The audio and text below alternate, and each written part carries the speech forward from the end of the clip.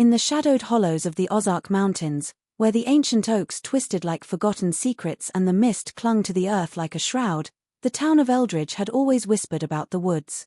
It was a place where the light never quite pierced the canopy, where the wind carried murmurs that sounded almost like words, and where folks knew better than to stray too far after dusk.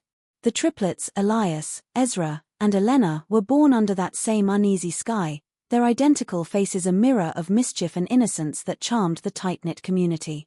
They were 8 years old that fateful day in 2018, when the family loaded up the old station wagon for a picnic at the edge of the forest, the air thick with the scent of pine and impending rain.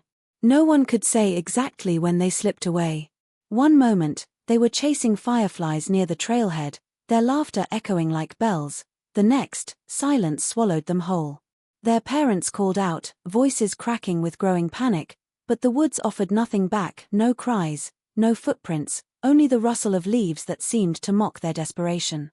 Search parties fanned out at dawn, lanterns cutting feeble paths through the gloom, dogs barking at shadows that fled just out of reach. Days turned to weeks, and the headlines screamed of tragedy: triplets vanish in Ozark mystery. Rumors bloomed like weeds, wild animals, a hidden sinkhole, or worse, something that didn't belong to this world.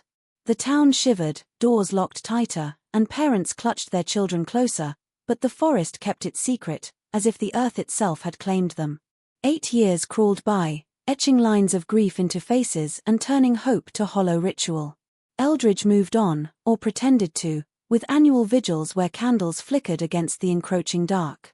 Then, on a crisp morning in 2026, much like the one that had stolen them, the triplets walked out. They emerged from the tree line, clothes tattered and mud-caked, their eyes hollowed by sights no child should see. They hadn't aged a day, frozen in that eternal youth, but their voices, when they finally spoke, carried the weight of centuries.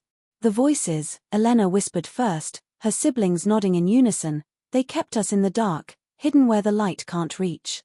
The town gathered, breath held in collective dread, as the revelation unfolded, a mystery woven into the roots of the woods, where whispers promised survival but hid a terror that now threatened to spill into the light.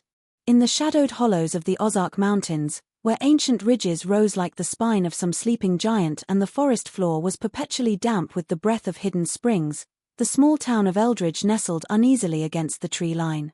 It was early October 2018, the kind of autumn afternoon when the sun hung low and golden, filtering through leaves turning crimson and amber, painting everything in a deceptive warmth.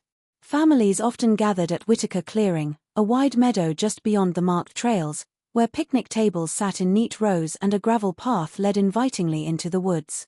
The air carried the sharp tang of wood smoke from distant chimneys, mingled with the sweet decay of fallen leaves and the faint, metallic hint of coming rain. That day, the Whitaker family arrived in their weathered blue station wagon, tires crunching over gravel as they parked near the edge of the clearing. Elias, Ezra, and Elena, 8-year-old identical triplets with wide hazel eyes, freckles dusting their noses, and matching cropped auburn hair, tumbled out first, their laughter bright and unrestrained. They wore identical red hoodies, a gift from their grandmother, making them nearly impossible to tell apart at a glance. Their parents, weary from a week of work at the local mill, spread a checkered blanket beneath a towering oak and unpacked fried chicken, cornbread, and jars of sweet tea. The triplets darted around the meadow, chasing one another in circles, their small boots kicking up tufts of grass, voices overlapping in excited chatter about school, about monsters, about everything and nothing. As the afternoon deepened, the light slanted sharper through the trees, casting long shadows that stretched like fingers toward the forest. Fireflies began to flicker in the underbrush, early and unusual for the season, drawing the children closer to the trailhead. Their mother called once, twice, reminding them not to wander far, but the triplets were already entranced, hands linked as they skipped toward the glowing specks dancing just beyond the marked path. Elias led, always the boldest, Ezra followed with a grin, Elena trailed slightly, glancing back once at the picnic blanket before the woods swallowed their forms. The shift was subtle at first. One moment, faint giggles echoed back through the trees, the next, an unnatural hush settled over the clearing. Their father stood, shading his eyes against the sun, expecting to see red hoodies flashing between trunks. Nothing. He called their names, voice casual at first, then sharper. Their mother joined, cupping hands around her mouth, the words carrying farther than intended into the dense green. No answer came. Only the wind stirring leaves high above, rustling in a way that almost sounded like distant laughter, mocking, retreating deeper into the dark. Panic rose slowly, like fog rolling off the river at dusk. Neighbors from nearby picnic spots gathered, forming hasty lines to search the trails.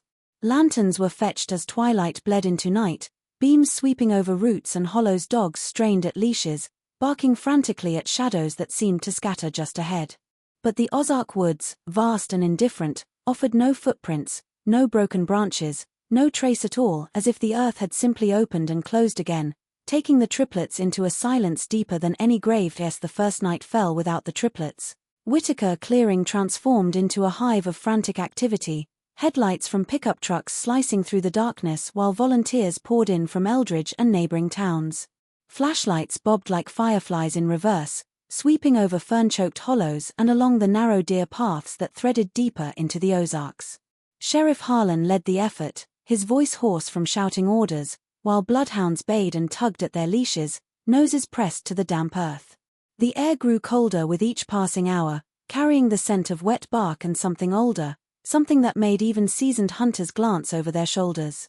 By dawn the next day, the search had swollen into a small army. State troopers arrived with maps and grid charts, dividing the vast wilderness into sectors marked with bright tape. Helicopters thudded overhead, their spotlights carving pale tunnels through the canopy, but the dense tangle of oak and hickory swallowed the beams before they reached the ground. Volunteers on foot pushed forward in long lines, arms linked to cover every inch, calling the children's names until voices cracked and throats burned. Mothers brought thermoses of coffee and blankets, fathers carried chainsaws to clear fallen trunks that blocked forgotten logging roads. The forest seemed to resist them, branches snagging clothing, roots tripping boots, mud sucking at every step as if reluctant to give up its prize. Days blurred into a relentless rhythm of hope and exhaustion. On the third morning, a young deputy stumbled upon the first strange discovery: 3 small plastic toys, the triplets' favorite action figures, arranged in a perfect triangle on a flat stone beside a dry creek bed. No footprints led to or from the spot, no scuff marks in the soft soil around it. The figures faced inward, as though guarding something unseen. Word spread quickly, and unease rippled through the search parties. Some whispered about pranks, others about animals, but the arrangement felt deliberate, almost ritualistic, and the dogs refused to approach the stone, hackles raised and tails tucked.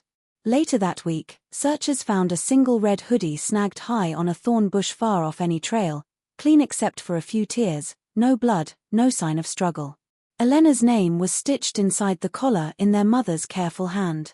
It hung there like a flag of surrender, too high for the children to have reached unaided.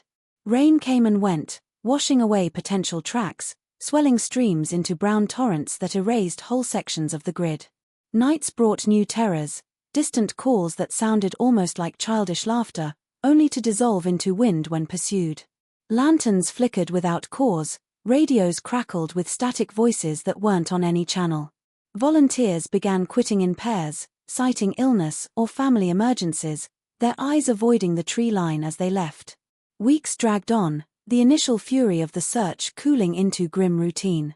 Billboards went up along highways, amber alerts flashed on screens across the state, but the Ozark Woods remained silent and impenetrable, yielding nothing more than those cryptic offerings scattered like breadcrumbs leading nowhere. As the weeks of searching stretched into months, the fever of urgency that had gripped Eldridge began to cool into something heavier, more permanent.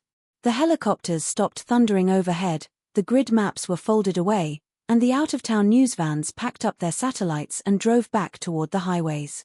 Amber alerts faded from screens, replaced by fresh tragedies elsewhere. In Whitaker Clearing, the picnic tables gathered dust and lichen, the gravel path overgrown with weeds that pushed up through the stones like insistent fingers. The forest, vast and patient, seemed to exhale and settle deeper into itself, reclaiming the spaces it had briefly surrendered. The case file grew thick with statements, photographs, and inconclusive reports, then migrated to a lower drawer in the sheriff's office, its edges curling in the dry air of the evidence room. Sheriff Harlan still opened it sometimes, late at night when the building was empty, staring at the arranged toys and the single red hoodie sealed in plastic as if they might suddenly speak. But they never did. The state police assigned a cold case detective who visited twice a year, polite and professional, asking the same questions that yielded the same hollow answers. The parents, hollowed themselves, learned to live around the absence, meals set for 5 out of habit, then quietly cleared, bedrooms left untouched, dust gathering on action figures frozen mid-battle.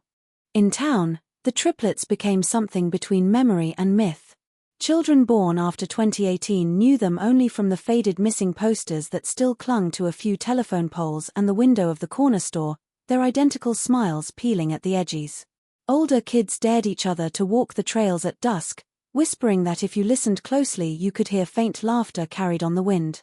Annual vigils continued each October, smaller with every passing year.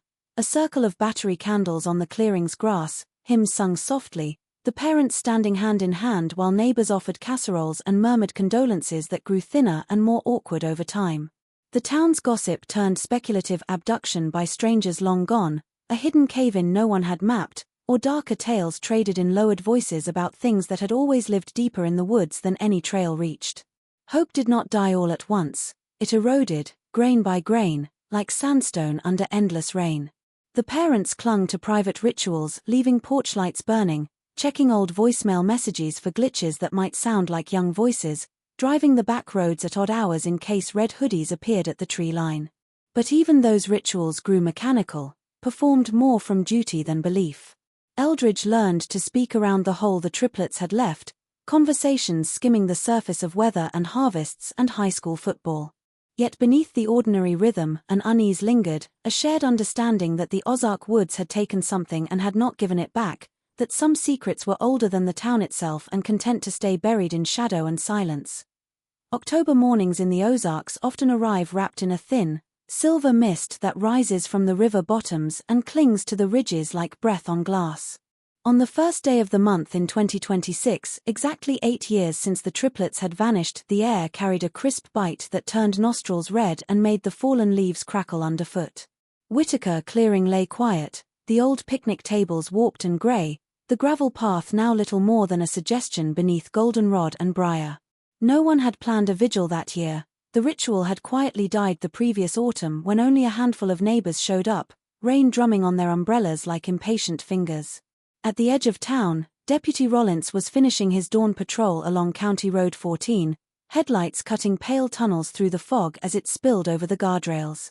He slowed near the clearing's turnout, more out of habit than expectation, when something moved at the tree line, 3 small figures stumbling forward as though pushed by an invisible hand.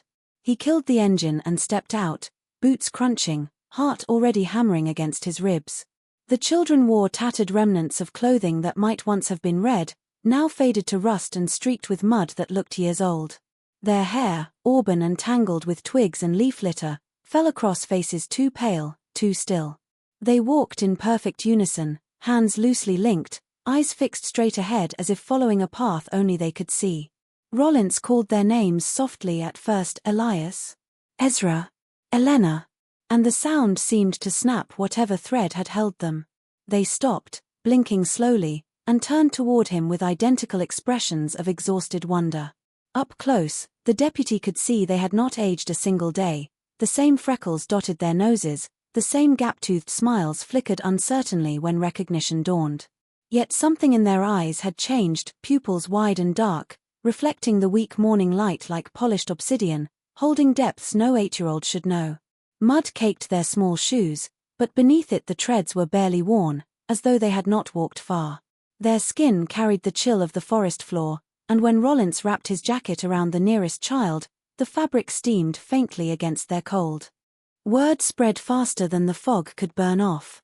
By the time the ambulance arrived from Eldridge, half the town had gathered along the road, standing in silent clusters, hands pressed to mouths. Parents who had long ago boxed up toys stared as the triplets were led to the stretcher, moving with a dreamlike slowness, whispering to one another in voices too low to catch.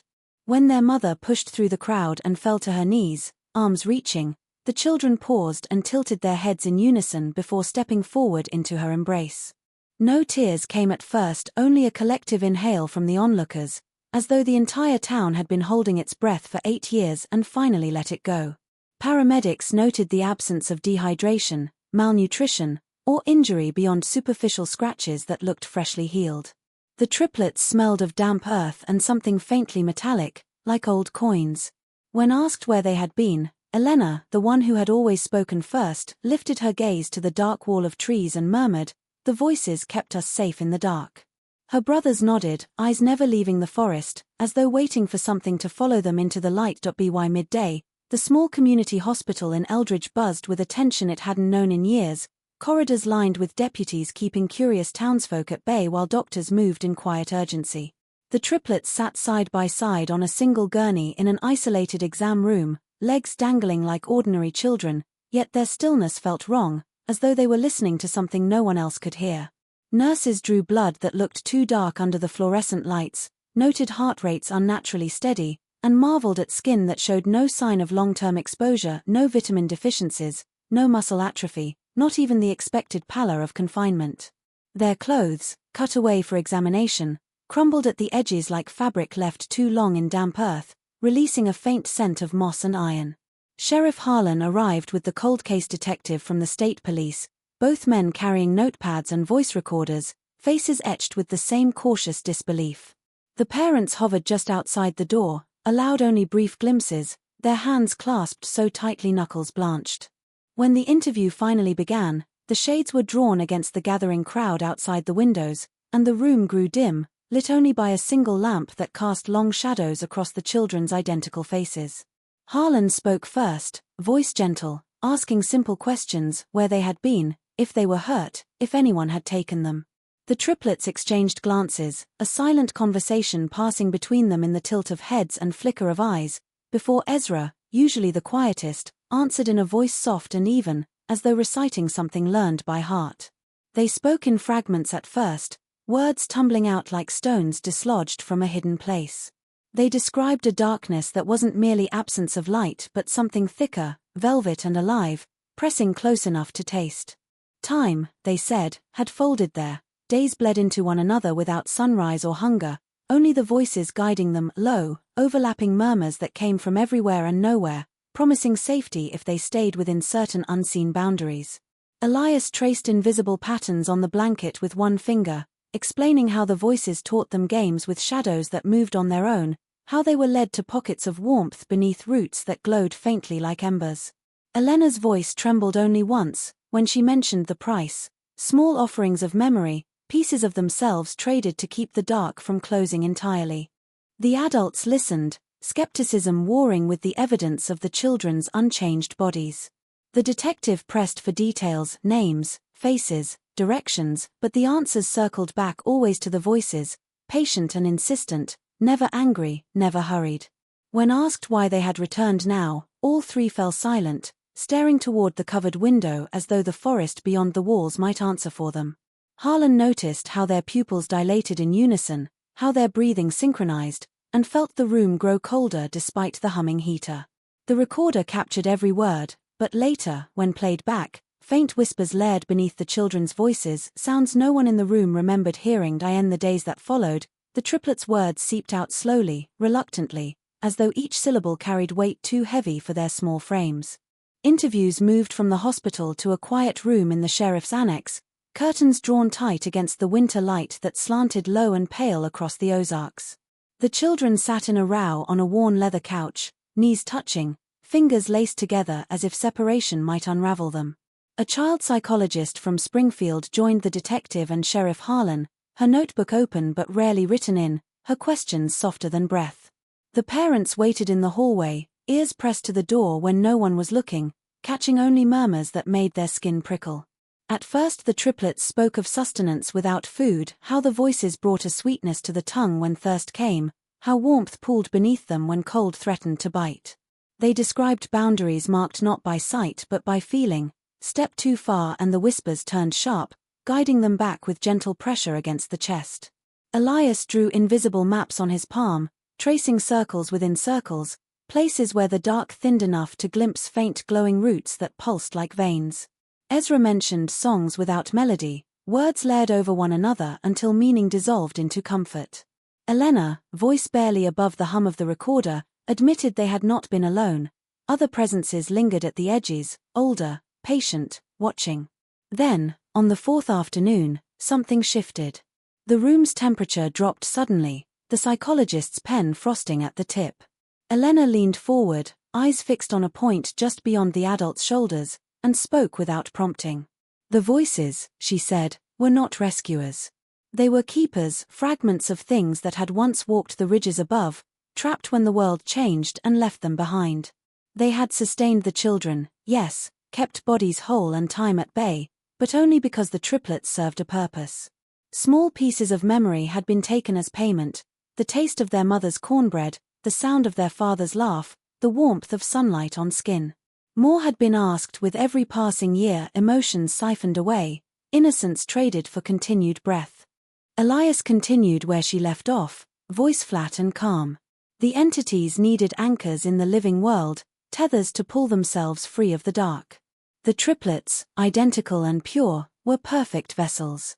8 years had been the agreed span, a cycle tied to older rhythms the children no longer fully recalled. Their return was not escape, it was release, for both sides. The voices had promised freedom if the children carried something back with them, a seed planted deep where no light reached, waiting to root. Ezra finished the thought without looking up. The price was not yet fully paid. What had been brought out of the woods now walked in their shadows, patient as ever, listening through their ears, watching through their eyes.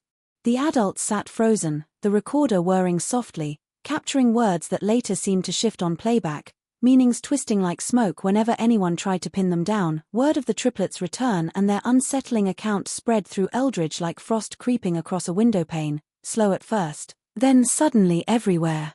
It began with the deputies who had stood guard during the interviews, their hushed conversations in the diner booth lingering too long on phrases like voices in the dark, and something followed them out. Nurses who had tended the children carried the story home in lowered voices, unable to shake the way the triplets sometimes tilted their heads in unison, as though catching whispers on a frequency no one else could hear. By the end of the first week, every porch light in town burned later than usual, and parents found excuses to check on sleeping children more than once. The strange occurrences started small, almost dismissible. Dogs that had always slept soundly through the night began pacing at doors, growling low at nothing visible beyond the glass. Cats vanished from barns and porches, only to reappear days later, thin and wild-eyed, refusing to cross certain thresholds. In the elementary school, children reported hearing faint murmurs from empty lockers, words too soft to make out but rhythmic, like lullabies spoken backward. Teachers found crayons arranged in perfect triangles on desks after recess, though no one claimed responsibility. Mirrors in older homes fogged without breath, revealing fleeting shapes that dissolved when stared at directly. At night, the whispers grew bolder. Families woke to voices drifting through walls, overlapping, patient, never quite forming sentences but carrying a pull, an invitation to listen closer. Radios tuned themselves to static that resolved into lead murmurs when no one touched the dial. Streetlights along County Road 14 flickered in patterns that matched no electrical fault, dimming just as headlights approached the stretch nearest Whitaker clearing. Farmers checking livestock found gates unlatched, footprints too small and too evenly spaced leading toward the tree line before vanishing into underbrush. One man swore he saw 3 small figures standing at the edge of his field just after moonrise, motionless, watching his house until clouds covered the light. The triplets themselves grew quieter, spending hours at windows facing the forest, palms pressed to glass as though feeling for vibrations only they could sense. Their parents installed heavier curtains, but the children still woke with dirt beneath their fingernails and fragments of leaves in their hair, claiming no memory of leaving their beds.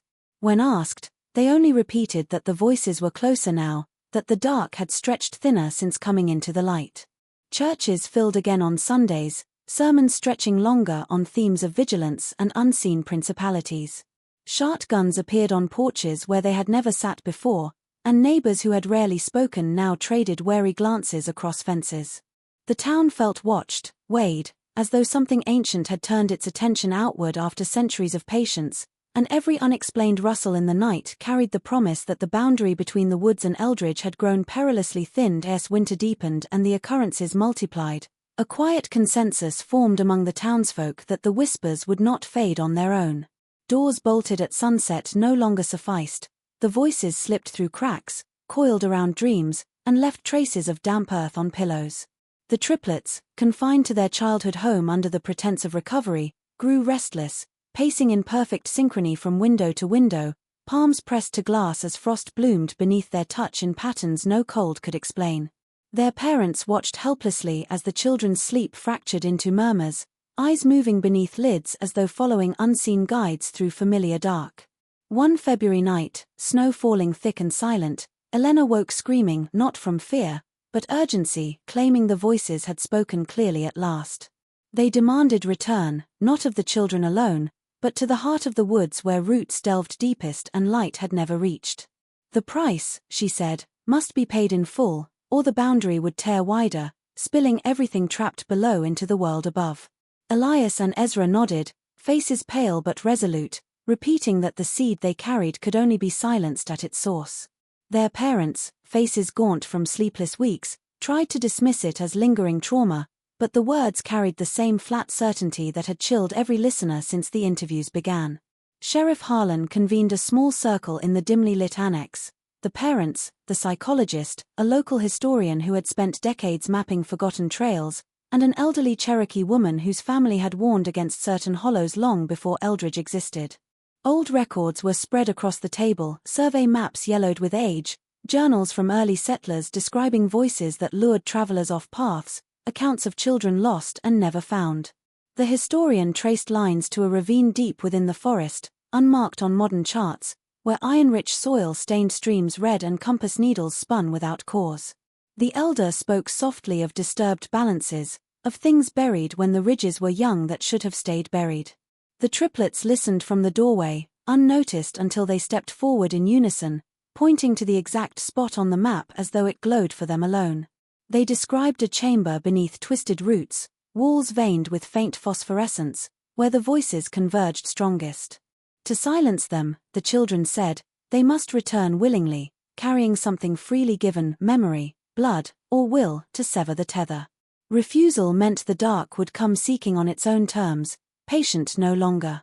The adults argued through the night, voices rising and falling, but every alternative crumbled against the evidence of widening cracks, mirrors blackening overnight, livestock found arranged in silent circles, townsfolk waking miles from home with no recollection of walking. Dawn found reluctant agreement. A small party would accompany the triplets at the next new moon, armed not with weapons but offerings and recorded words of binding passed down through generations.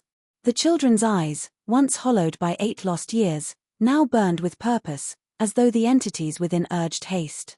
Preparations began in secret, salt lines redrawn, iron carried close, final letters written though no one admitted why, while the forest waited beyond the ridge, branches stirring without wind, drawing breath for what promised to be the final reckoning of a curse older than any living memory.